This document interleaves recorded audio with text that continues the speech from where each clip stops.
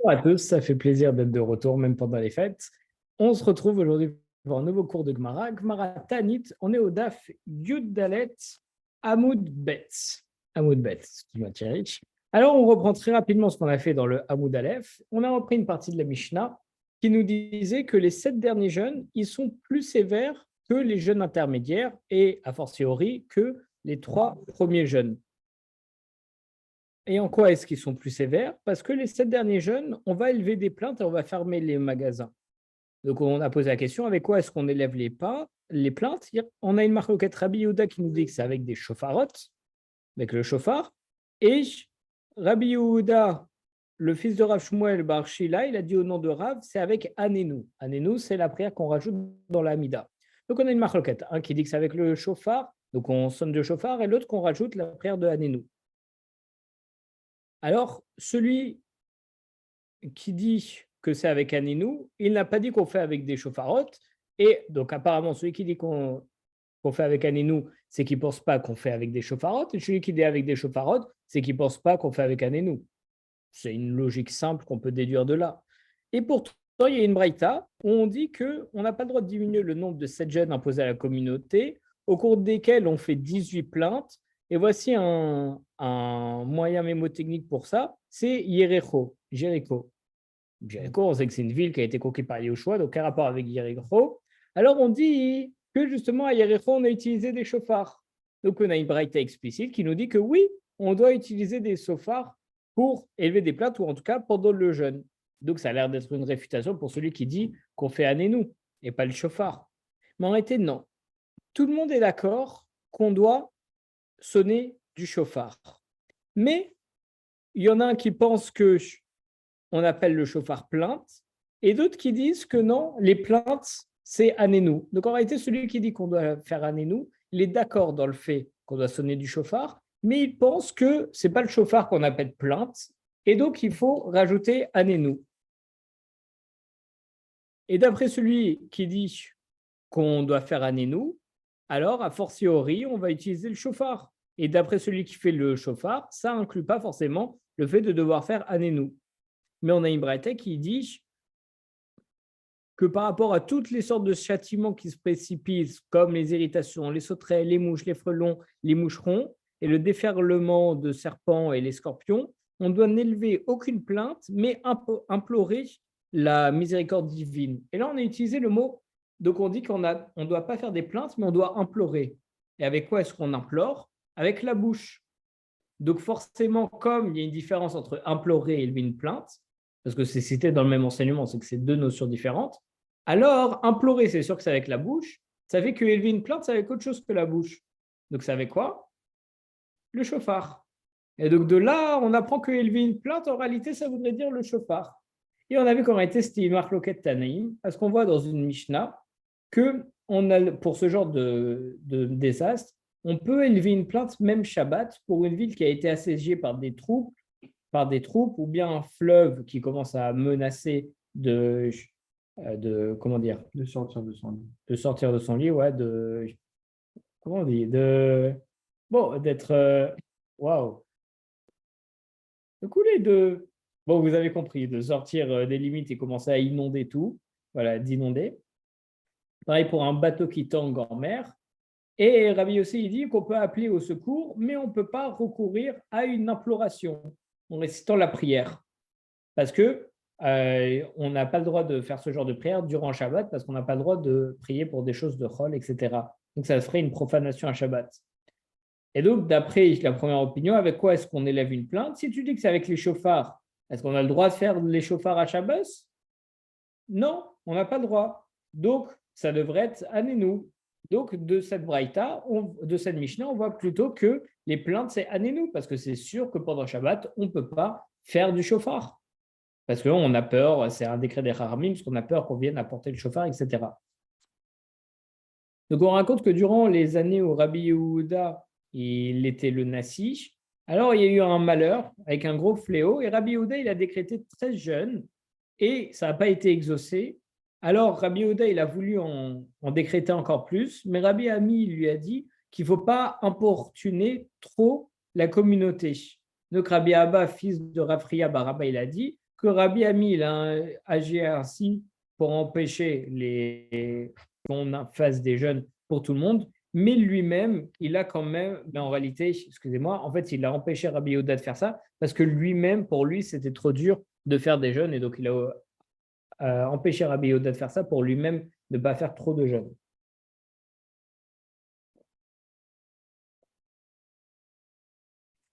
Alors, on va apprendre au Daf Yuddalet Amoudbet à Ela Achi Amar Rabbi Chia Baraba Amar Rabbi Yochanan.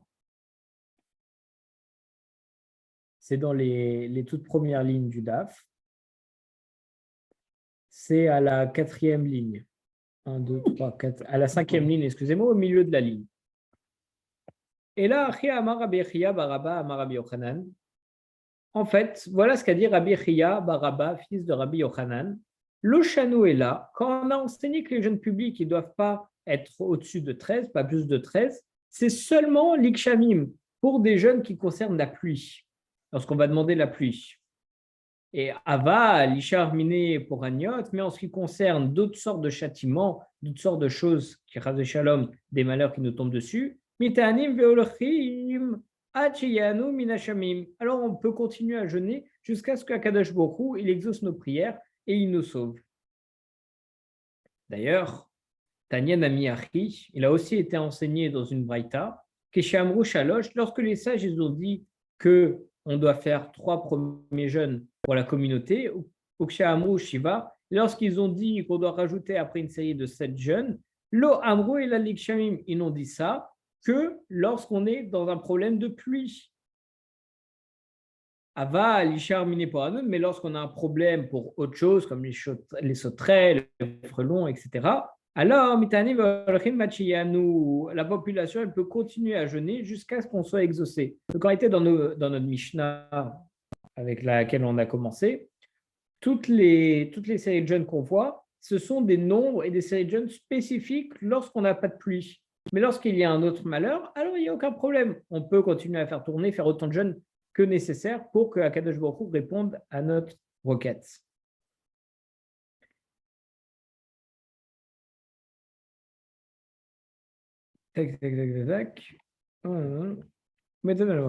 Ok. Lema Tevet Yufta de Rabbi Ami dit que cette braïta, elle constitue une réfutation à Rabbi Ami, qui disait qu'en réalité, que quelques malheurs qu'il s'agisse, les jeunes publics, elles ne devraient pas être au-dessus de 13.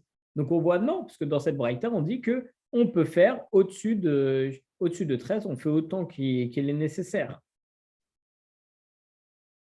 Amar la Ravami nous dit Tanaï, c'est une marloquette Tanaïm, ça aussi. Des Tania, comme il a été enseigné dans une braïta, En Gozrim Yoter Mishosh et Esret Ta'aniot à la Tibour, on n'a pas le droit de décréter plus de 13 jeunes à la communauté, les fichiers En Matrichim et à Tibour Yotel Midai, parce qu'il ne faut pas importuner la communauté outre mesure. Les vrais rabbis sont les paroles de Rabbi. Rabbi Shimon ben Gamliel Omer, Rajbagi nous dit, Lomin Hashem ou Zish. C'est pas pour cette raison que cette restriction elle a été imposée. Et là, mais c'est plutôt Mifne chez Yatzaz Manash El Revia, parce que la saison des pluies précoces, elle est complètement passée. Donc, en réalité, le fait qu'on a interdit de faire plus de 13 jeûnes, c'est que les jeûnes, c'est que le lundi et le jeudi.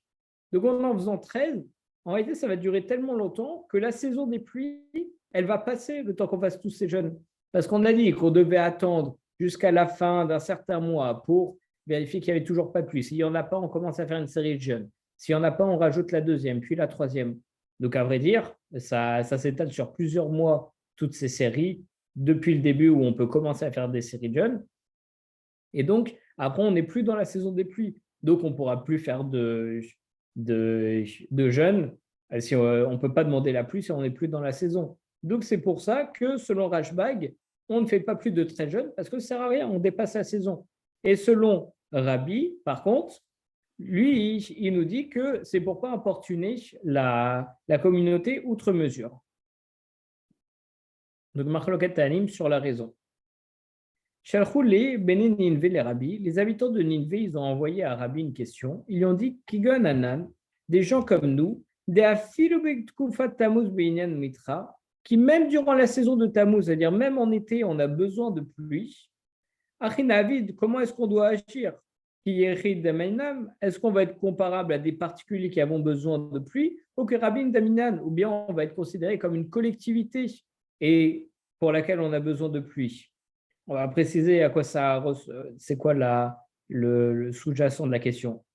C'est Kiridim Damian lorsqu'ils disent est-ce qu'on est comme des particuliers au Béchomea Tefila et qu'on doit dire, on doit demander la pluie dans Shomea Tefila dans la Hamida, ou bien au Kerabim Daminan, ou bien on est comme une collectivité, ou bien Katashanim et on doit demander la pluie dans Birkat Hashanim, comme on a l'habitude en hiver, quand tout le monde réclame la pluie.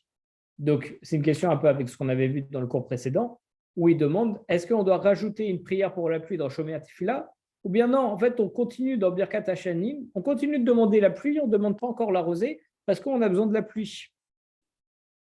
Alors, Shalach Léou, Rabbi, il a tranché la question, il a dit vous êtes comparable à des particuliers, au Beshomea Tefila, et vous devrez faire dans Shomea Tefila la prière de Hanénou pour demander votre pluie. Parce qu'en réalité, c'est juste une partie des Juifs qui se trouvent à Ninvé qui ont besoin de cette pluie, donc on ne va pas les considérer comme tous les Juifs. Bien qu'ils représentent une communauté, ce n'est pas considéré comme une collectivité générale et ça peut en amener à se tromper, etc.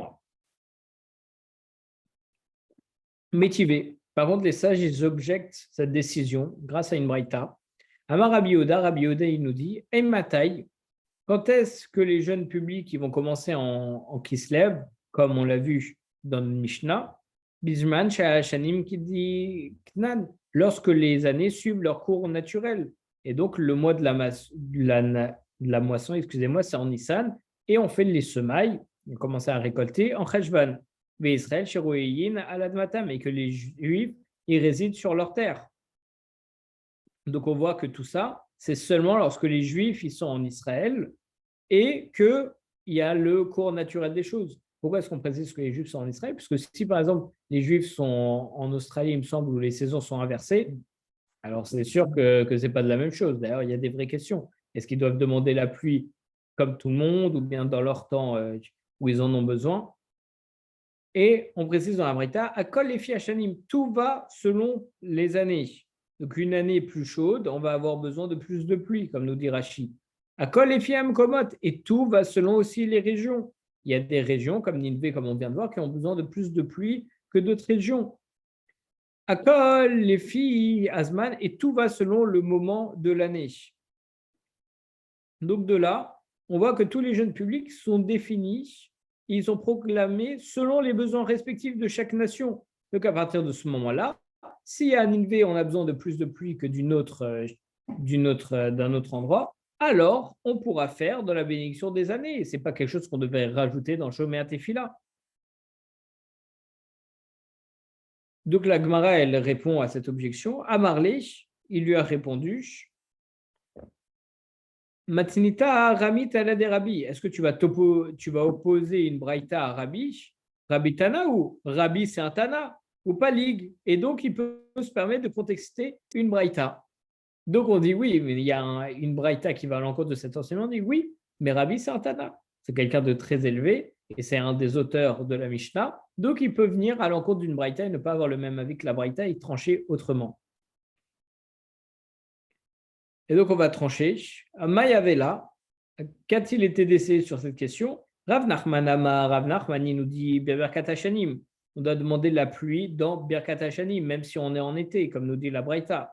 Mais Rav Shechet Amar, Rav Shechet nous dit Beshomea Tefila.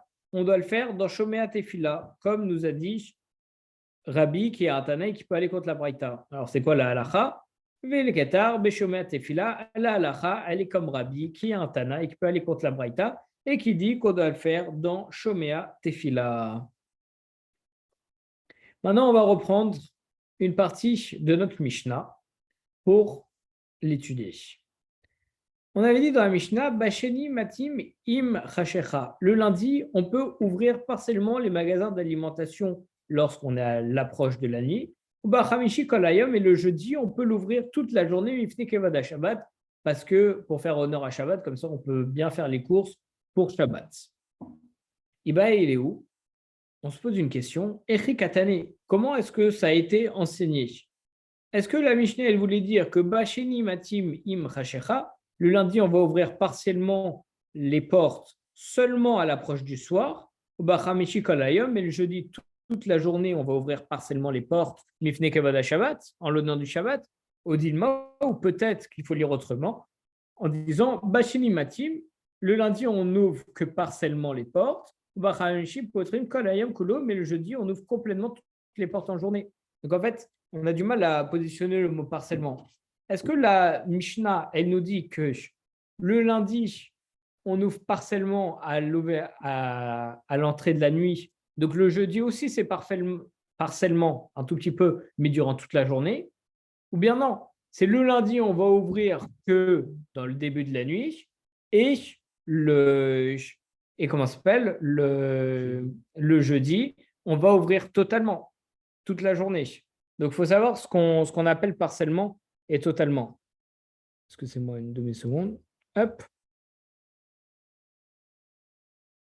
Alors, Tashma vient et apprend. Détania, comme on voit dans une maïta, Basheni Matim Ima Adaerev. Le lundi, on ouvre partiellement à l'approche du soir. Uba Hamishi Potrim Kol Ayam Kulo. Et le jeudi, on ouvre complètement les portes pour toute la journée. Mifne Kevada Shabbat, en l'honneur du Shabbat. Ayulush Neptachim. Et si dans le magasin, il y a deux portes, Poter Echad et Notan Echad. On doit en ouvrir une et en fermer l'autre. Allah Yoatz Ba Etstaba Keneged Pitro. Et s'il avait un banc déposé devant sa porte, Poter Kedarko Veino Choshesh, il peut ouvrir la porte comme à son habitude, sans crainte de tourmenter les passants. Parce que l'échoppe, elle ne va pas ouvrir directement sur la rue à cause du banc qui va faire écran, mais on ne remarque pas facilement que la porte, elle va être entièrement ouverte, donc c'est OK. Là, on prend encore une autre partie de la Mishnah. Avro et Lou, Velo Nanu, si ces 7 derniers jeunes ils sont passés et qu'on n'a pas été exaucés, Memaatim, Bemaasha ou Matan, on doit réduire les activités commerciales, Bebinyan ou Bitnia, et là on doit aussi réduire la construction et la plantation. Tana, on voit dans une braïta, Bevinyan, la construction qui est interdite par la Mishnah, ça consiste en quoi? Bevinyan Sem Simcha, à une construction de joie. C'est quoi une construction de joie? C'est on va voir ça juste après, donc je ne vais pas vous spoiler. Netia, et la plantation qui est interdite par la Mishnah, c'est quoi? Netia Shel Simcha, aussi une plantation de joie. Alors, Ezeu Binyan Shel Simcha, c'est quoi une construction de joie? Ze abonné Beit Ratnuyat Libno. C'est celui qui va créer, qui est en train de construire une salle nuptiale pour son fils. Une seconde.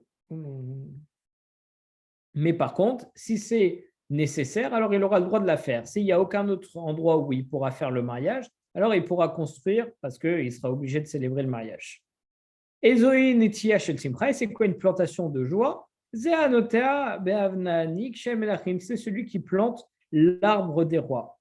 Alors, comme nous dit Rashi, il était d'usage de planter un arbre lorsqu'un enfant naissait au roi. Et le jour de son couronnement, on lui confectionnait un trône avec le bois de cet arbre. Et donc, c'est un moment de joie, ça va être un arbre pour faire des mitzvot, etc. Donc, c'est ça, un arbre de joie. Aussi, on disait dans la Mishnah, Shalom. On ne doit pas dire Shalom, faire des salutations assez à autrui. On ne doit pas dire bonjour aux autres. Tanoura Banan, on va dans une braïta, Chaverin, les érudits en Torah, En Sheelat Shalom Benem. Ils ne se saluent pas entre eux. Mais Améaret Shishoalim, mais les gens normaux, entre guillemets, qui saluent les érudits en Torah, Marazirim Lahem, les érudits en Torah, ils doivent les saluer en retour. Besafar Rabba ou Bechavod Rosh, en baissant le ton et avec gravité dans leur voix. Et les érudits vont s'envelopper comme des endeuillés, des excommunés, qui venaient à Adam et comme des gens blâmés par Akadosh Baruch Hu, jusqu'à ce que du ciel, on ait pitié d'eux. Donc, on voit quand même quelque chose d'extraordinaire. Si un Mares, quelqu'un qui ne connaît pas trop, il dit bonjour aux Talmidei Chachamim, qui normalement n'ont pas le droit de se dire bonjour, alors ils vont répondre aux Amaritim. Pourquoi? Pour pas non plus qu'il y ait des frictions entre eux. Parce que les Amaritim, les gens normaux, ils vont dire bonjour au Talmidei Chachamim, ils vont voir qu'ils n'ont pas de réponse, ils vont se dire c'est qui eux, pour qu'ils se prennent, pour même nous répondre à notre bonjour, etc. Donc, ils vont leur répondre et en même temps, ils vont leur répondre avec gravité et en baissant la tête. Donc, il y a aussi une autre raison pour laquelle ils leur répondent. C'est grâce à cette réponse, ils vont pouvoir leur enseigner qu'en réalité, c'est un jour de deuil qu'il faut se comporter ainsi. Parce qu'on va leur dire bonjour et ils vont dire oui, bonjour. Et donc, de là, ils vont comprendre qu'il y a une vraie gravité. Donc, c'est à la fois un moyen d'éviter qu'il y ait des problèmes de shalom et c'est aussi un moyen d'enseigner aux Amaharetz, à ceux qui ne connaissent pas cette loi. Amar Rabbi Elazar, il nous dit En Adam Chashuv Rachai Lipol Al-Panav. Un homme important n'a pas le droit de se prosterner en public lorsqu'il prie pour le bien de la communauté. Et l'Aimkem Naanek Yoshua Binoun, à moins d'être sûr d'être exaucé comme Yoshua Binoun. Chez Neymar, comme il est dit, Vayomar Hashem El Yoshua, Hashem a dit à Yoshua, lève-toi, parce que tes frères, elles sont entendues. Lamazé Atanofel Al-Panecha, pourquoi es-tu encore prosterné? Donc, quelqu'un d'important, il ne doit pas se prosterner devant tout le monde parce que ça peut être considéré comme humiliant, etc. Sauf s'il est sûr de se faire exaucer, parce que là, ça ne va pas être humiliant, mais au contraire, et entre guillemets, et bien entendu, on ne cherche pas ça, glorifiant. Parce qu'on se prosterne vraiment, on demande vraiment à Kadosh Baruch Hu, et on voit qu'on est exaucé. Donc on voit que ça sert à quelque chose, pas juste un homme qui se prosterne et qui n'est pas exaucé devant tout le monde. Vama Rabbi Elazar, il nous dit aussi En Adam Chashuv, Rachai Lagachagot Sak.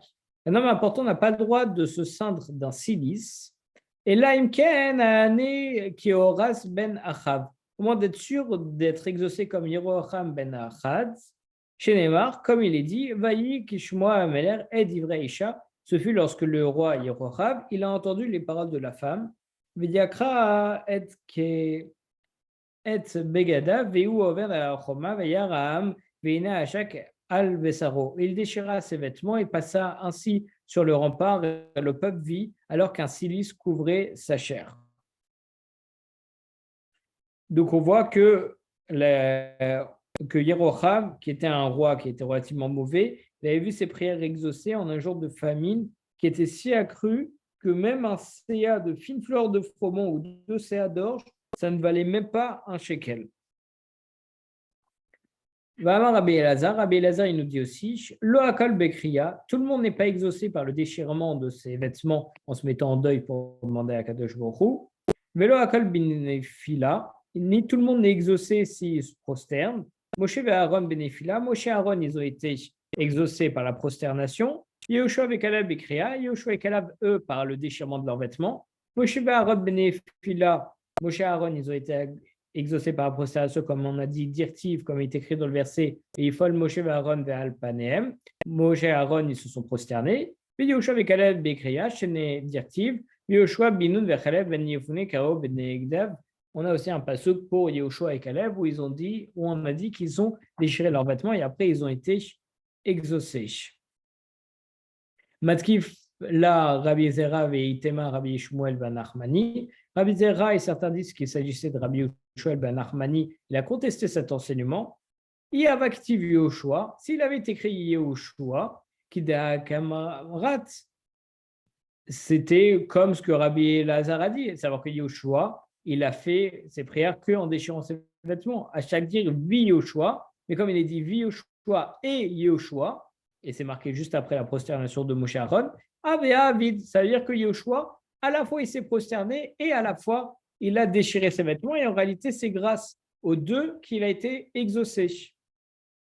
Vama Rabbi Elazar, il nous dit Loakol Bekima. À l'heure de la délivrance, tout le monde n'accueillera pas Israël en se levant. Velo akol bishtachavia, et tout le monde l'accueillera en se prosternant. Mais l'achim bekima, les rois l'accueilleront en se levant. Les sharim bishtachava, mais les nobles l'accueilleront en se prosternant. Mais l'achim bekina, les rois ils vont accueillir Israël en se levant. Dirtiv, comme il est écrit, Kohamar Hashem Goel Israël Kedosho, ainsi par l'Hashem libérateur d'Israël et son saint.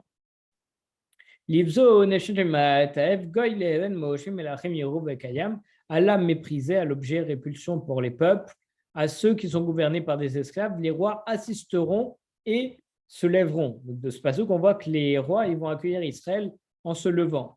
Vesharim be'ishtachava, diactif, sharim be'ishtachavu. Et les nobles, ils vont se prosterner lorsqu'il y aura le Mashiach Bezrat Hashem, comme il y a marqué dans le verset, et les nobles se sont prosternés. Matkif là, Rabbi Zera ve'yitema Rabbi Shmuel ben Nachmani. Rabbi Zera, certains disent que c'est Rabbi Shmuel ben Nachmani, ils ont contesté cet enseignement. Ils ont dit, s'il avait été dit et les nobles se prosterneront, Kedeka Amrat, c'est comme Rabbi Yoshua a dit que les nobles ils vont se prosterner, mais ils ne vont pas rester debout. Mais il y a marqué les nobles et ils se prosterneront. Et comme il y a un et encore une fois, c'est-à-dire qu'ils vont faire les deux, donc à la fois ils vont se lever, à la fois ils vont se prosterner. Alors Rav Nachman bar Yitzhak, Rav Nachman bar Yitzhak qui nous dit, Afani Omer, moi aussi je dis dans le même esprit, que lo akol leora, tout le monde ne méritera pas la lumière du Olam Haba, mais lo akol le simcha, tout le monde ne méritera pas d'être en joie en simcha. Tzadikim leora, les justes, ils vont avoir la lumière. Visharim le simcha, les hommes droits, ils vont goûter à l'allégresse, à la joie. Tzadikim leora, les justes, ils vont avoir la lumière directive, comme il est écrit, or zaro à la tzadikim, la lumière est semée par le juste. Velisharim simcha, et les hommes droits auront l'allégresse. Dirtiv, les ishram lève simcha, et aux hommes droits de cœur, l'allégresse. Adralalach meimatai, ça veut dire qu'on a terminé, Baruch Hashem et Mazel Tov, le premier chapitre du traité Ta'anit. Donc on a l'habitude de dire Adralalach. Nous reviendrons vers toi, c'est-à-dire que si Dieu veut, on pourra faire Chazara et on reviendra sur ce chapitre.